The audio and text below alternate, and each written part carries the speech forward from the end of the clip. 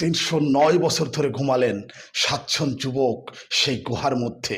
এর নেপথ্যে কারণ কি? এর নেপথ্যে কি ছিল? ঘটনাটা কি? প্রকৃত শিক্ষাটা কি? কখনো কি আমরা বোঝার চেষ্টা করেছি? দেখেন, সূরা আল কাহাফের মধ্যে আল্লাহ পাক এই ঘটনাটি তুলে ধরেছেন আমাদের শেখার জন্য, যেন আমরা বুঝতে পারি, জ্ঞান অর্জন করতে পারি।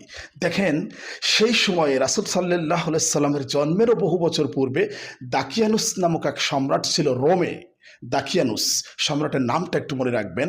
এই সম্রাট ঘোষণা দিল যে তার রাষ্ট্রে সকলকে মূর্তি পূজা করতে হবে, অর্থাৎ মূর্তি পূজা সকলের জন্য বাধ্যতামূলক। যারা মূর্তি পূজা করবে না তাদের গর্দান দেওয়া হবে। ওই রাষ্ট্রে 7জন ছেলে ছিল, 7জন যুবক ছিল। তারা বলল তাদের পক্ষে মূর্তি পূজা করা সম্ভব নয়। তারা একত্ববাদে বিশ্বাস করে, মহান আল্লাহতে বিশ্বাস করে, অতএব তারা মূর্তি পূজা করবে না। তাদেরকে ধরে সম্রাটের সামনে নিয়ে যাওয়া হলো। সম্রাট তাদেরকে দেখে এভাবে বলল, শোনো, তোমাদের বয়স অল্প, যৌবন তোমাদের মধ্যে টকবক করছে, কাজেই তোমাদেরকে কিছু বললাম না, কিন্তু তোমাদেরকে সুযোগ দিলাম, চান্স দিলাম যে এখনো তোমরা মূর্তি পূজা করতে পারো। যদি মূর্তি পূজা করতে পারো তাহলে তোমাদেরকে ক্ষমা করে দেব।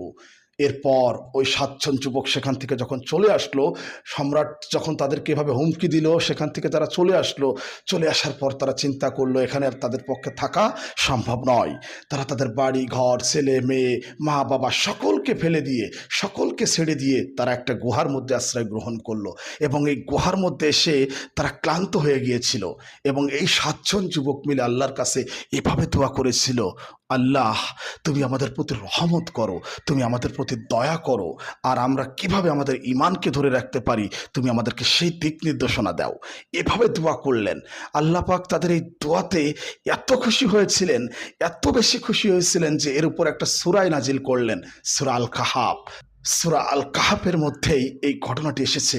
দেখেন, বাইরে কত প্রতিকূল পরিবেশ, সকলেই মূর্তি পূজা করছে, কিন্তু এই 7জন যুবক মূর্তি পূজা করলো না। তারা মহান আল্লাহর উপর বিশ্বাস রেখে আল্লাহর উপর সুফর্দ করলো যে আল্লাহ, ঈমান কিভাবে ধরে রাখতে পারি তুমি আমাদেরকে সেই দিক নির্দেশনা দাও। আল্লাহ পাক খুশি হলেন এবং তারা যখন ক্লান্ত হলেন এবং ক্লান্ত অবস্থায় ঘুমালেন, এই ঘুমেই 309 বছর পার হয়ে গেল। 309 বছর যখন পার হয়ে গেল, কত শাসক এলো গেল, কত যুদ্ধ বিগ্রহ সংগঠিত হলো। অবশেষে এই 309 বছর ঘুমিয়ে থাকার পর যখন তাদের ঘুম ভাঙলো, ঘুম থেকে উঠে দেখলো যে রাষ্ট্রে ইসলামের সুবাতাস বইছে, সকলে ইসলাম গ্রহণ করেছে, মুসলমান হয়েছে। অতএব এখানে আসলে আপনি বুঝলেন কি? এখান থেকে আপনি কি বুঝতে পারছেন? দেখেন, ঈমান ধরে রাখার জন্য আল্লাহর কাছে তারা দোয়া করলেন, আর এই দায়িত্ব যেন আল্লাহ নিজেই নিলেন।